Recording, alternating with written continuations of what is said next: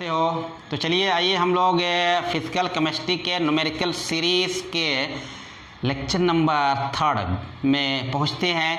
जैसा कि आप लोग देख रहे हैं हर लेक्चर में दो क्वेश्चन की बातें की जा रही हैं और हमने आप लोगों से कहा है कि हर एक चैप्टर के कम से कम 10 या 12 या 15 क्वेश्चन लेके आएंगे। मतलब वो डिपेंड करेगा कि चैप्टर कितने बड़े हैं और उस चैप्टर का इंपॉर्टेंस कितना है। ठीक है, जो चैप्टर बहुत इंपॉर्टेंस होगा जिससे ज़्यादा क्वेश्चन आ रहे हैं वहाँ के कुछ ज़्यादा क्वेश्चन पुटअप किए जाएंगे।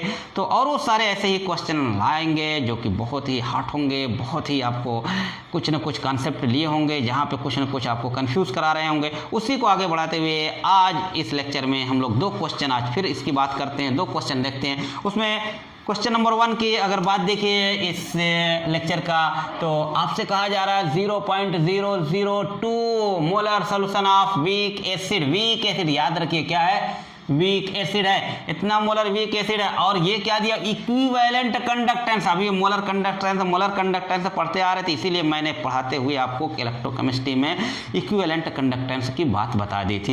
इक्विवेलेंट कंडक्टेंस माने कोई कंसंट्रेशन है, उस गिवन कंसंट्रेशन पे इतना मोलर सॉल्यूशन माने एक गिवन कंसंट्रेशन है, वहां पे आपको इक्विवेलेंट कंडक्टेंस दे दिया गया है। कितना दे दिया गया, इक्विवेलेंट कंडक्टेंस 60 पर ओम। देखिए पर ओम को क्या लिखते थे साइमन, है ना, तो अगर साइमन लिख सकता था तो पर ओम और सेंटीमीटर स्क्वायर पर इक्विवेलेंट ये दिया हुआ है। ठीक है ना, मैंने ये इक्विवेलेंट कंडक्टेंस का फॉर्म दिया गया है कितना 60। और दूसरी बात आपसे क्या पूछा जा रहा है, पीएच बताइए। देखिए आपको इलेक्ट्रोकेमिस्ट्री और कहाँ से आयनिक इक्विलिब्रियम को मिलाया और मिला के एक क्वेश्चन बनाया, तो जाहिर सी बात है बड़ा इंपॉर्टेंट क्वेश्चन है। 2 क्वेश्चन कहिए कि 2 चैप्टर, एक 11 के एक 12 दोनों को मिला के क्या कर दिया गया, ये क्वेश्चन बना दिया गया है। तो आइए जरा सा देखते हैं उसको। अगर आप वीक एसिड का पीएच निकालने जाओ, देखिए जब पीएच हम लोगों ने पढ़ा तो वीक एसिड और स्ट्रांग एसिड में तो 100% आयोनाइजेशन हो जाता था, जो मोलरिटी हो जाती थी वही हाइड्रोजन आयन कंसंट्रेशन हो जाते थे, कोई परेशानी की बात। लेकिन वीक एसिड के लिए हम लोगों ने कहा था, वीक एसिड के लिए हाइड्रोजन आयन कंसंट्रेशन क्या हो जाता था, सी अल्फा। और जब तक हाइड्रोजन आयन कंसंट्रेशन नहीं मिलेगा तब तक पीएच नहीं निकलेगा। क्यों भाई, अगर पीएच निकालना हो तो pH equal to minus log hydrogen ion concentration की बात करनी होगी और माइनस लाख। अब वीक एसिड है तो वीक एसिड में सीधे आप यहाँ से हाइड्रोजन आयन कंसंट्रेशन निकालिए और यहाँ पे पुट कर दीजिए तो वीक एसिड का बन जाएगा। तो हाइड्रोजन आयन कंसंट्रेशन निकलेगा यहाँ से, और यहाँ पे ये मिला हुआ है। दूसरा आपको यहाँ पे देखिए कंसंट्रेशन भी दिया हुआ है, माने सी भी दिया हुआ है, 0.002 दिया है। तो सी पता है लेकिन अल्फा पता नहीं है, तो उसके लिए देखिए इस क्वेश्चन में एक थोड़ा सा मिसप्रिंटिंग हुई है। इसके लिए जो है आपको पाई नाट दिया हुआ है ना, या कहिए कैप नाट दिया हुआ है, कुछ वैल्यू आपको ज़रूर दी जाएगी ताकि आप अल्फा निकाल सको। ये 400 दी हुई है, वही रहेगी पर ओम पर। तो अब यहाँ से अल्फा हम लोग डिग्री ऑफ डिसोसिएशन कहते थे, मोलर कंसंट्रेशन किसका, किसी फाइनाइट डाइल्यूशन पे, और ये मोलर कंसंट्रेशन किस पे कहते थे, इनफाइनाइट डाइल्यूशन पे। तो ये आपको कितना है क्वेश्चन, यहाँ पे 60 है और यहाँ पे कितना 400। एक 0 से 0 कैंसिल करिए, डिवाइड करिए, ठीक है ना, यहाँ पे करिए। जब डिवाइड करते हैं तो आपका मिल जाएगा 0.15 ये मिल जा रहा है। ठीक है, ये आपको अल्फा की वैल्यू मिल गई। ठीक है ना, अब यहाँ से आप सी अल्फा निकाल सकते हो, sorry hydrogen ion concentration equal to C alpha निकाल सकते हैं। Hydrogen ion concentration C alpha, C कितना मिला हुआ है, दिया हुआ है 0.002 अल्फा 0.15, तो 15 दूना 30 मिल जाता है। तो इसका मतलब हो जाएगा तो 30 और 1 to 5 के बाद तो 31 2 3 चलिए 4, ये मिल जाएगा इतना हाइड्रोजन आयन कंसंट्रेशन मिल गया। चलिए ये कैलकुलेट कर लिया हाइड्रोजन आयन कंसंट्रेशन। अब यहाँ पे आइए, अब तो कोई बात ही नहीं रहेगी, अब तो पीएच निकालना है, जैसा 11th में आपने निकाला था निकाल लिया। तो कुल मिला के यहाँ पे पहचानना था कि क्या क्या करना है आपको हाइड्रोजन आयन कंसंट्रेशन निकालना था, और वीक एसिड का हाइड्रोजन आयन कंसंट्रेशन निकालने के लिए आप कहते हो सी अल्फा और अल्फा की ज़रूरत थी। वहाँ पर हम लोगों ने डिग्री ऑफ डिसोसिएशन से अल्फा निकाला और यहाँ पर हाइड्रोजन आयन कंसंट्रेशन पुट करोगे, ये देखिए 0.0003 या माइनस ला क्या कर सकते हो 1 2 3 4 3 इंटू 10⁻⁻4 कर सकते हैं, माइनस log की प्रॉपर्टीज 3 प्लस log 10⁻⁻4 लिखेंगे। यहाँ पे माइनस log 3 क्या 0.47 हो जाता है, -4 ये हो जाएगा, और यहाँ पे चलिए 4 में से 0.4 घटा दीजिए, चलिए यहाँ पे माइनस करिए 0.47, यहाँ पे 3, यहाँ पे 5 और यहाँ पे 3, तो ये हो जाएगा माइनस, और माइनस माइनस क्या हो जाएगा, प्लस हो जाएगा,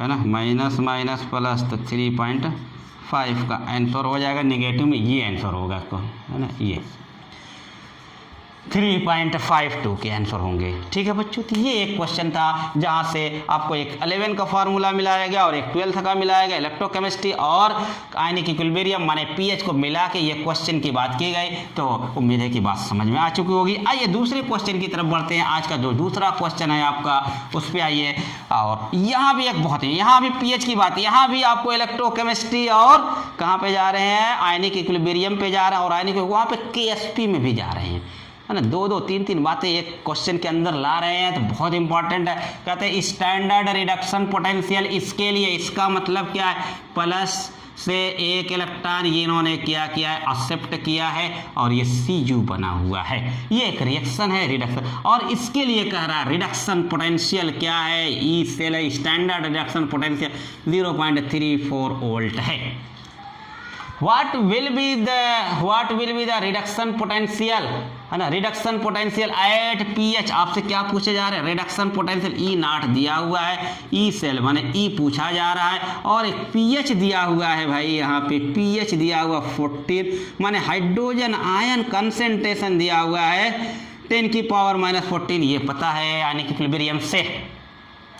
और साथ साथ में आपको क्या दिया, बेरियम हाइड्रोक्साइड की केएसपी दिया हुआ है 1 × 10⁻⁻19। इतनी सारी बातें आपको दी गई हुई हैं। आपको क्या चाहिए यहाँ पे, आपको तो चाहिए ई, आपसे पूछा जा रहा है ये E cell equal to E naught जो कि दिया हुआ है -0.059/n log product upon react, product ये सॉलिड 1 हो गया, जाने दीजिए।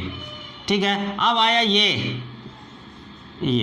हो, अगर यही मिल जाए, क्यों, कॉपर आयन जो है इसका कंसेंट्रेशन मिल जाए, इसका कंसेंट्रेशन मिल जाए, क्वेश्चन सॉल्व हो जाएगा। इन तो पता लग रहा है कितने इलेक्ट्रॉन का ट्रांसफर हो रहा है, एक इलेक्ट्रॉन का।